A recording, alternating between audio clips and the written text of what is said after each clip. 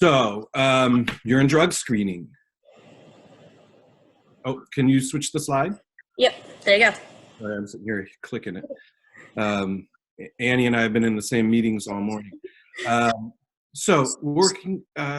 This really comes from SAMHSA's State Targeted Response Technical Assistance Grant, or the ORN network.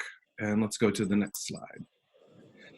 The ORN network provides local experienced consultants in prevention, treatment, and recovery. This is how a number of us on the faculty find ourselves joining you for this ECHO series. Next slide. To ask questions or submit a request for technical assistance, which you can do directly, this is the URL, cell, and email address for those requests. Next. So to just get started, choosing the right test, we're going to be looking at decisions based on the information we need, the substances that are being targeted for testing, the matrix sample collected, and reliability and usefulness of the results, and also, of course, cost. Screening versus confirmation. And this is just really simple as it would seem. Screening is qualitative. This is really where you're getting a positive or negative result only. They vary based on the cutoffs. Different testing products have different thresholds for what trips a positive. These can be done on site as point of care or sent to a lab. For point of care tests, you typically are getting immediate results, and that's really the strength. You may have a greater frequency of false positives or false negatives with some of the point of care CLIA wave testing. Oops, we lost our slide. There we go. Now for confirmation testing, this is what we consider quantitative, and that's typically in the language of GCMS. Gas chromatography, mass spectrometry. This is done in labs only. The risk of false positives becomes very low. It may take up to a week to get those results, and they tend to be quite expensive. Again, that varies by product. These are areas that I think we have to be very careful with within our MAT practices. It's really, really easy before March 14th for us to rely very, very heavily on urine drug screens as a validation of the work that we're doing with clients. Oftentimes, shifting a significant debt and cost to our clients in that endeavor. An example might be a program that I've interacted with that had a lot of variation in the frequency of urine drug testing, and also the frequency of quantitative versus qualitative testing. And in that particular program with, say, 60 clients, everybody having a required urine drug screen that was reflexed for quantitative GCMS weekly, resulted in about a $17,000 a month urine drug screening cost. Much of that shifted to the patients, who were either self-pay or insured, and those that were not reimbursed, that was certainly debt that was being incurred by the program. As a general rule, we like to see that the cost of lab work does not exceed the total cost of treatment in a monthly, weekly, or annual basis. And it's very easy for that to happen with your drug screening. Figure if you have a 10-panel point of care test, reflex, to be GCMS'd each time it's administered. Sometimes those GCMSs, depending upon the lab you're using, can range anywhere from $35 per panel, so that would be 35 times 10, to up to $100 to $200 per panel times the total number of items being tested. And you can see how quickly that cost is going to add up for clients and for your program. Let's look at the next slide. So instead of reflexing a quantitative, when do you order a confirmation? Well, when there's a discrepancy between self-report and the point of care result, when results may change or alter a plan of care, Highly recommended if the plan is to discharge a patient that you do your due diligence. And when needed to confirm the patient is taking prescribed medications. Let's look at the next slide. I feel like I want to mute suddenly. I have a cat that is making a ton of racket. I hope you guys can't hear that. So for example, in Maine Medical Partners, which is one of the groups that I've worked with over the last few years on their MAT expansion build out, they use this Quick Tox product. Test for abuse plus adulterants, and they're looking at the panel of cocaine, opioids, methamphetamine, THC, amphetamine, benzos, barbiturates, methadone, and oxycodone. The adulterant panel, which is certainly recommended, is going to give you a pulse, for lack of a better word, on creatinine, nitrate, the pH, and any oxidizing agents. When we were doing urine drug screens on site with great frequency, this was very helpful to have. A lot of places use observed testing. A lot of places do not do observed testing. Based on the trauma history of your patient and the culture of your program, you sort of fall on one of two sides of that style of doing urine drug screening.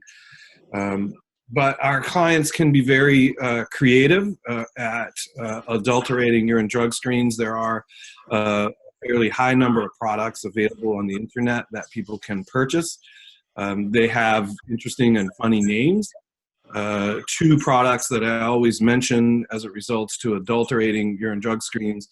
One is called the Whizzinator, and that's an actual bladder that a person can fill with negative urine that they've obtained somewhere, and it fits into the body in such a way that it's very easy to even in the observed urine drug screen to pass that urine. Because of where the person's wearing it, it also is body temperature. Another product that is not something like an apparatus used to bring in fake urine is a product called Urine Luck. And that's a combination of B12 and all of other products that the person takes in capsule form and drinks 2 gallons of water. And when they then do their urine drug screen, it really shifts the gravity and creatinine in such a way that you get a dilute, not masked. So it's really the 2 gallons of water that are diluting the sample, not the B12. And when we were seeing patients on a regular basis, one of the things that we did on site to sort of mitigate that kind of style of urine tampering is we would just come in and start group, and at the end of group, we would do the urine screens. If you just drank 2 gallons of water and come to an hour group, it's people are dancing in their chairs. So let's look at the next slide. So this is a separate test that was used for buprenorphine only, and this is, again, was a rapid tox point of care test to get simply a positive or negative on buprenorphine. I like this very much. The confirmation of buprenorphine is quite expensive, about $200. And reflexing that on a regular basis is one, very, very expensive, and two, there's still a lot of debate about the actual clinical utility of doing that. If you are going to be monitoring a person's buprenorphine levels and metabolite levels on a regular basis and trending the rates of metabolism, there may be some utility there. Otherwise, the simple positive negative is really a strong indicator of adherence, as well as their participation and what you're seeing in the other 9 panels on your tox screen. Let's look at the next slide. So actually, can we go back one? So the other thing I want to say about this, because it can be somewhat controversial, and what I find is that providers are really, really fused with their sort of style of testing. They either want to reflex GCMS on the buprenorphine level every time, or it's just not something that they have included in their index. One of the things that I do and that I encourage you all to do as well is from time to time I look at end user chat rooms. And there are a number of them on the internet, and this is where individuals who are MAT patients with buprenorphine are speaking freely with one another about positive and negative responses to care and what they do with their buprenorphine. And I've learned a lot from just watching these conversations. Some of them are quite terrifying in terms of what people are doing, and some of them are really, really positive and heartwarming. Opiophile is one of the sites that I've looked at for these chats, and that you guys don't have anything to do, but it is something that I would recommend. And the reason I'm going down this pathway with you is because one of the things that I saw was a very robust chat between a number of patients who were all at risk of being kicked out of their buprenorphine program as a result of their buprenorphine metabolite levels. They were engaged in outpatient programs where that was reflexed on a weekly basis, and the variation in their metabolism rates was used as a contingency. And so clients were being asked to come in at a set time each day and do daily dosing under observation. And again, another urine screen, another GCMS on their buprenorphine levels. And many of these clients were under a great deal of duress and stress. They were turning their lives inside out, having to deal with childcare and employment and housing, and figuring out how to go to the clinic every day for what was essentially a $235 urine screen. And it just was very sad reading the responses and the reactions and the distress that these clients were in, of constantly feeling like they were going to be kicked out and feeling out of control with, I take my buprenorphine at the same time every day in front of a staff person, and those buprenorphine levels really look like they're all over the map and they're going to kick me out. And I just don't think that's the position we want to have our patients in. Let's look at the next slide. So here you just get sort of, for those tests that I have identified that Maine Medical Partners use, what the different cutoffs are, right, in terms of the point of care, the Nordex screen when sent out for GCMS, as well as the way that that breaks down as it comes across. I don't know that we need to get into this level of detail for our purposes today, beyond recognizing that each of these tests have thresholds for what trips a positive or negative result. Next slide. And the same here, going on with methamphetamine, methadone, opiates such as morphine, oxycodone products, THC, and buprenorphine. So a little bit of a discussion about THC as it relates to these tests. One of the places I worked when I was at Midcoast Hospital, our medical director, Leah Bauer, did some due diligence and really mapped out creatinine gravity levels across a pretty large sample of urine screens, particularly looking at our patients' THC levels. And what we found was a significant variation and swing from month to month in those particular areas, and their bearing on the person's quantitative or, sort of nanogram per milliliter when they had a confirmation test. And we found variation of around 50 to 75 nanograms per milliliter. And so there had been a practice, a very vigilant practice with cannabis use of really a zero tolerance. And we would see patients that would begin at, say, 400 level, working their way all the way down to, say, a single-digit number, a 7, and still having treatment monitoring responses as if they were continuing to use THC. And what we found with that sort of 50 to 75 nanogram per milliliter error range is when we started to see people getting below 100, we were really treating that as a negative urine. And so people are going to make their own decisions about that. And in fact, views in that program around cannabis use has shifted greatly over the last couple of years, as it has in our society. But I wanted to make a special mention of that as it relates to our work. Next slide. So benzo metabolism is an area that can be complex, picking up some substances but not others, moving through to identifying metabolites as well.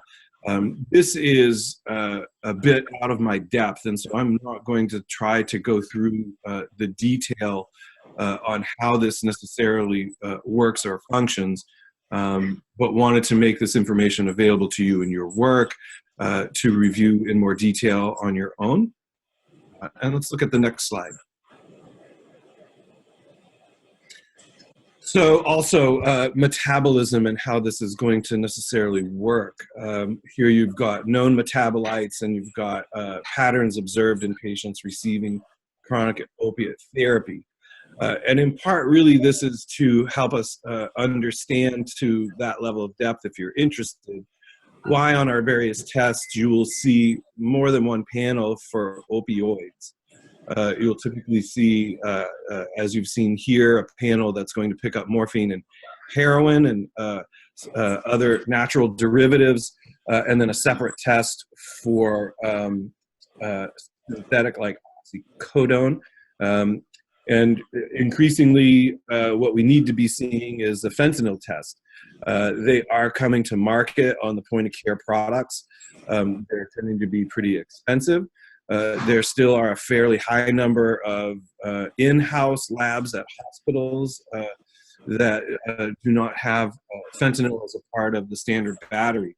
One of the things that we've discovered with our work in expanding buprenorphine in emergency departments is that there's a fair number of emergency departments that haven't had fentanyl added to their standard urine drug screen multi-panel. So it continues to be an evolving science and an evolving set of operations that we're trying to keep up with. Let's look at this next slide. You'll often get a urine drug screen report, either from the company that you use when sending out for GCMS.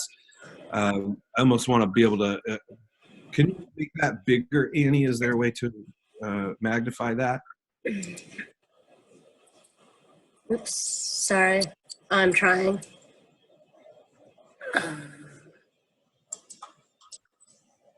You see it bigger? Yep, that's perfect. So this is just a nice, simple example and a way to evidence this. This can be in an EMR, or folks can have paper versions of this in the program that I work with at York Hospital. They are, in fact, not on electronic medical records, so we have similar paper forms as this that we use that then go into those charts. And they're going to vary greatly. Some of these are going to come electronically. Some of them are going to come through the fax. Others are going to be things that you're using in a more homegrown fashion, like the programs I identified. And let's look at this last slide. So a few pearls of wisdom. Pay attention to the validity measures. They should be within range. Look for products that do not include oxidizing agents. If not, repeat the test. If cocaine is positive, it's positive. What we've learned over the years is that there are some substances that the assay reports have just been so well done, and there are not other agents that have been found to mask or mimic. Cocaine is one of those, and though we still see, particularly these days, an uptick in positive cocaine use within our MAT caseloads, that tends to be, for folks, something they're doing weekly or bi-monthly versus on an ongoing basis. The other thing with cocaine is it metabolizes out very, very quickly. Typically within 48 hours, a person can test negative. So again, that's one of those things when you're seeing a positive, it really is a positive.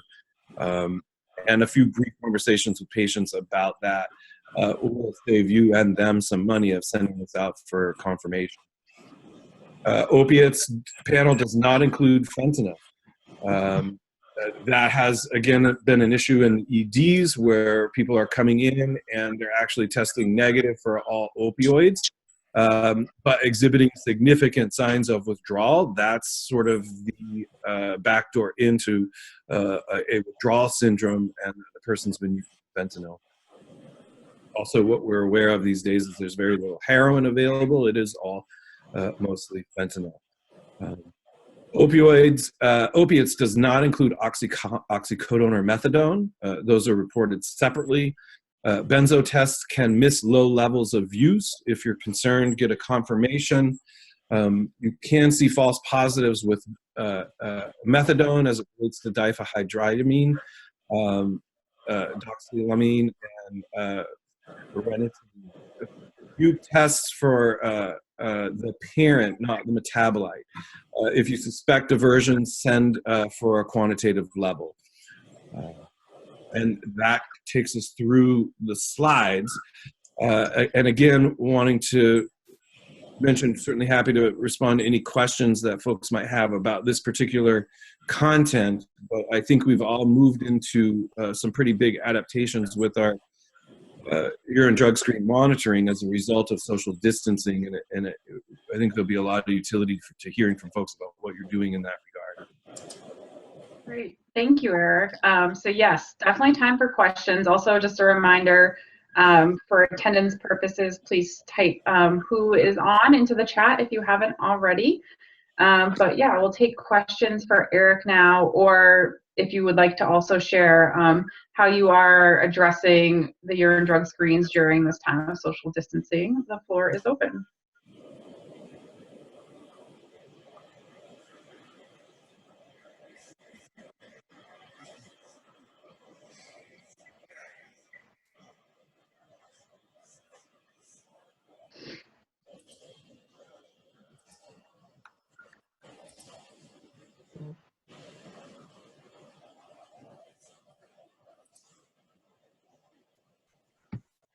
This is Andres Abreu, Yeah. MDI Hospital, Bar Harbor. So we have a number of patients on Suboxone here, and with the physical distancing, I've just thought that and for a lot of the folks who are pretty stable, have been on steady doses for a long time, have been at the clinic for a number of years, that the risks of asking them to go get a urine drug screen completed outweigh the benefits. So I've just actually not been getting UDSs on any of these folks at the present time. Previously, we've been doing monthly. And I'm just curious what other people are doing and how that sounds, because I'm just kind of flying by the seat of my pants here.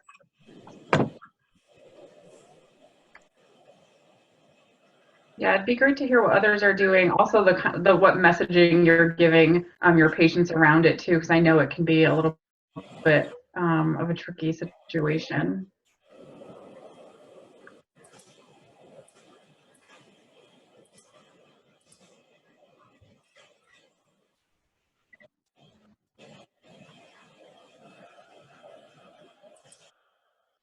Certainly the feedback I'm hearing from folks around the state, you would expect varies. Folks are moving largely in the direction that Andres just mentioned. You're really looking at your panel of MAT patients and kind of stratifying by acuity and creating some priority pathways, if you will. Your most acute patients, your most recently initiated, and what we've done in our programs anyway is I've had the staff look at the panel and characterize across those three areas. Who is most acute, who is stable but at risk, and who's really moved into maintenance phases of care, and establishing frequencies of contacts based upon those areas. Certainly expanding the size and duration of everybody's prescription was one of the first things that we did, as well as getting phone and video capacity up and running so that we can have increasingly more personal contact with each individual client. One of the things that I've heard is, and stop me if I'm taking up too much time, or we have a case that we're going to be presenting today. And I've really spent a lot of time thinking about this, is I know I'm aware of one practice that has been reaching out to clients and letting them know kind of in a blanket fashion, certainly during this time of social distancing, the requirements for you coming to the office have greatly been removed. We're no longer delivering MAC groups, etc. But we are still going to be doing pill counts and random drug screens. So we do want you to be prepared that you may be called to come to the clinic. They've created sort of a way to operationalize that, where clients come to the clinic, they wait in their car, they receive a phone call when the staff know that halls and egresses and waiting areas are free of other individuals, and the person can simply just walk in, leave a sample, and leave. And they're feeling that that's been safe for people. Part of the discussion we had was, based on where we are socially right now, if you have a positive urine drug screen or a drug screen that's negative for buprenorphine, are you really going to take them off the buprenorphine anyway? And we should have that conversation with ourselves beforehand, because we want to make sure that we're sending clear messages to clients. I sort of feel like when we say to everybody, we could call you at any moment and have you come in and do a urine and a pill count, that we're sort of escalating people's already baseline of anxiety. And if, in fact, we're not going to apply contingencies based upon a positive urine drug screen or a negative buprenorphine drug screen, are we just raising people's anxiety for a moot point? And I don't know the answers to those things, but I'm certainly interested in the discussion and where others are arriving on these issues. Let me turn it back over to